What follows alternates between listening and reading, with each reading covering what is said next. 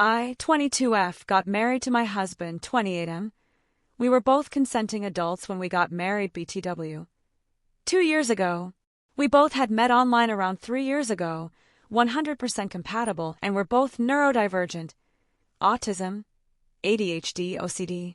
Anyways, we're both also not very religious people. However, his family was a different religion sect from my family. My family isn't very religious or cares about sex, but his mom was a bit upset back then about him liking me. She had tried to get him to look at her friend's daughter for a marriage proposal after he had told her he liked me and wanted to marry me. Anyways, we eventually get married anyways.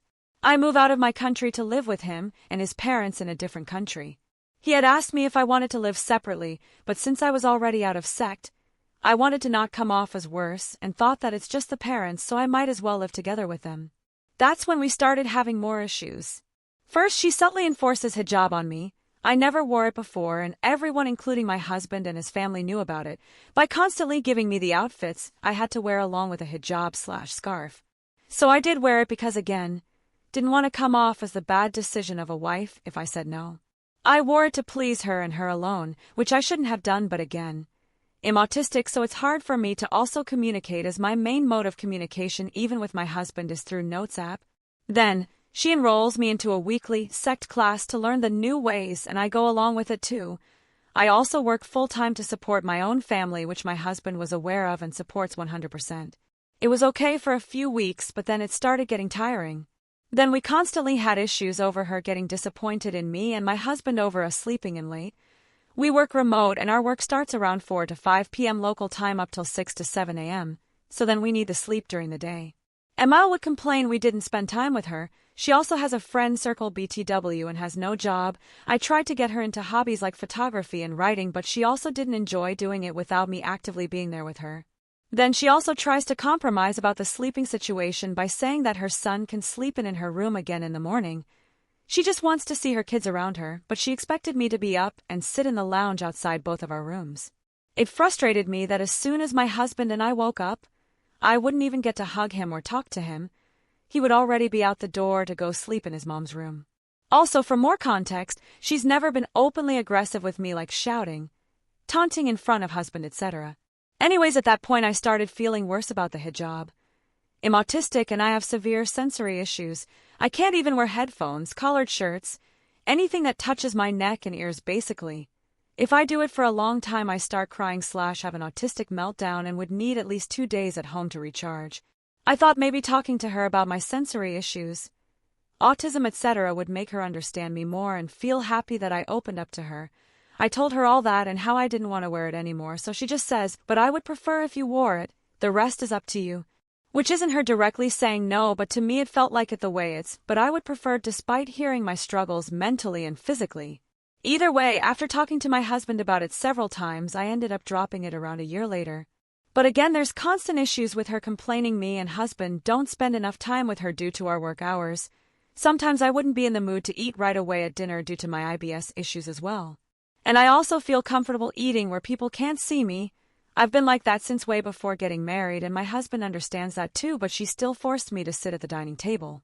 Then there would also be constant issues with her and me if I ever used my phone for work or to text my mom, who I only call once a week or two around her. She would say after getting married a girl's priorities should change according to her new family. That would be enough to make me stop using my phone around her.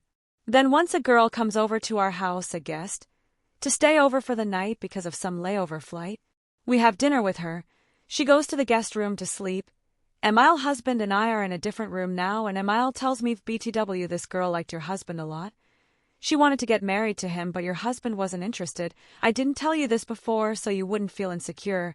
I took that as normal. But twice other times we were both alone and away from my husband, she would go on a long discussion about how she loves that girl. She's social.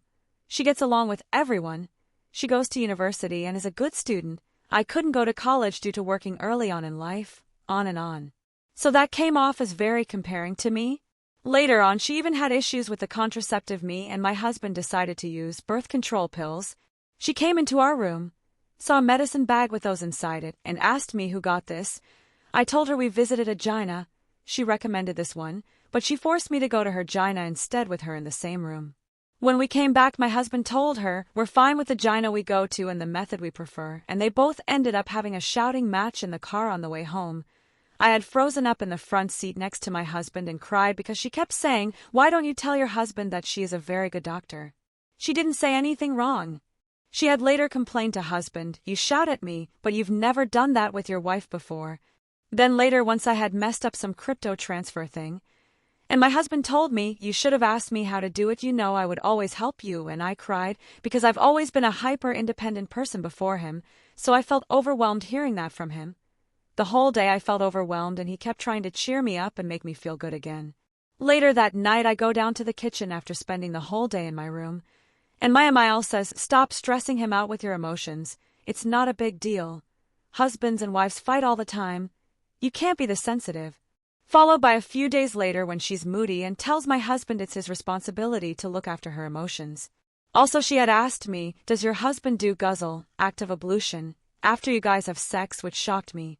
Then, she's also been pretty adamant on buying husband's underwears all the time. I try to tell her, maybe send me the link where you get them from, I'll get them myself the next time, while also thanking her to not come off as rude, but she still keeps getting them for him. Anyways, at one point I really needed to move out because there was an issue every 3 to 4 days. My husband was getting stressed because he was acting like a messenger between us and was in a very bad position in his job with toxic co-workers, etc. We had discussed moving out several times her before, so it doesn't come off as a shocker, but she always thought it as something selfish. Once we started looking at apartments, we liked this one place. I tell my husband to share it in the family GC so they all feel included and say how we want to visit it again and look at the new place with them and hear their thoughts. She completely blew up over that. The issue lasted for another month or 2. Anyways, we still ended up moving out. But before moving, because I didn't want to come off as the DIL who drags the sun away, I told her we'll visit every day since we live 10 minutes away. I thought maybe just visiting for tea in the evening for an hour would be perfect. But she expected daily visits, at least 4 to 5 hours long, have lunch and dinner with her. At first I used to go, but then I had too many chores to do at our own house instead, plus freshly moved in, so a lot of unpacking and settling down. I would go every 2 days then, but I still told my husband to go instead. But then it started feeling bad at one point when he would be over at her house first thing in the morning when we had just gotten our first place together. I had dreamed of waking up with him, be calm, have breakfast together and feel safe, but it felt like Amiel was still around all the time. If I ever didn't go, she would make sure to call or text me asking why. Or she would tell my husband, "I miss her, she should have come WU as well." And it really stressed me out. Only once, I didn't go for 4 days in a row because I had completely shut down, plus a lot of chores and my own work piling up. And she complained to my husband asking, "What's wrong? Is she mad at me? Why isn't she coming?" Then when I visit her again, she hugs me and says, "You're my daughter too, I want you to come over with him as well." Which on surface seems very sweet, but if I'm her daughter then I would have loved it if she understood me like one too. Anyways, she's also had this habit of always demanding full outfit pics of what I wear when we're out or if we're on a trip without her. We attended a wedding recently, and I had sent her a pic of me and my husband waist up, and she still asks on call, "Full outfit pic? Oh, you didn't wear the other one? Evie never seen this one before. Please show me when you're back from the trip." And something inside me just snapped that day. We were on a trip for our 2nd anniversary, so it triggered me that she was calling daily. I stopped texting plus calling her, but when my husband called her I would talk enthusiastically on the calls every day / every 2 days. But when he left for a quick 2-day trip from that vacation place for a work thing, she texts me I haven't talked with her, it's unlike me, etc., etc. I told her I had just talked with her on call with her son 2 days back, and she just says, "But it's nice to also have you call / text me personally." I remember I broke down and cried a lot the entire night and lost my appetite. I further didn't call or text her again because it further made me push her away more. Then a day later my mom calls me and asks me if everything's okay with my Amiel, and I say yeah, why I never tell my mom about these issues. And she tells me she found it weird that when my Amiel called her a month or 2 back, she said, "Your daughter is very introverted, she always cages herself, and my husband was asking if we can do something that would make up for whatever she lacked from a father in her childhood to help her grow." Which again is a very weird thing to say because I've been self-sufficient since I was 16 plus, supporting my family of 5 all on my own. I tell her it's fine, nothing's wrong. I tell my husband about this because it was a WTF thing for me. He says that's weird. Why would she say that? Then he asks if we can call my mom and ask her again in case there was a misunderstanding. I said fine. We call her. She said it did happen, but then also advises us to not stress, cover each other up in front of other people, not argue with each other and ruin our relationship over a third person, set boundaries, live a calm life, etc., etc. He recorded the call and sent it to his mom, who still denied whatever she said and said it's a toxic, unhealthy mindset my mom has about setting boundaries plus no family obligation, which she never said in that way because till this day my mom is very involved with her in-laws. We had a flight back home. Our car was at their house, plugged on charge, so we get a taxi from the airport to go to their house. Husband went in to say hi to the parents. It was also 3 a.m. I told him I'll meet them in a day or two. I needed to unwind, and she would have put me on the spot to talk about everything right then and there. 40 to 45 minutes later, he comes out with his mom and she hugs, and I feel ambushed. I can't even smile. I hug her back, but I can't talk. I sit back in the car. On the way back, he's all stressed out and in a bad mood. I'm crying. For the first time in 2 years, he got mad at me and said, "Can you stop making my life a living hell and just get along with her?" I just froze. I couldn't move. I couldn't leave the car when we arrived back at our apartment. I felt like I wasn't in my own body.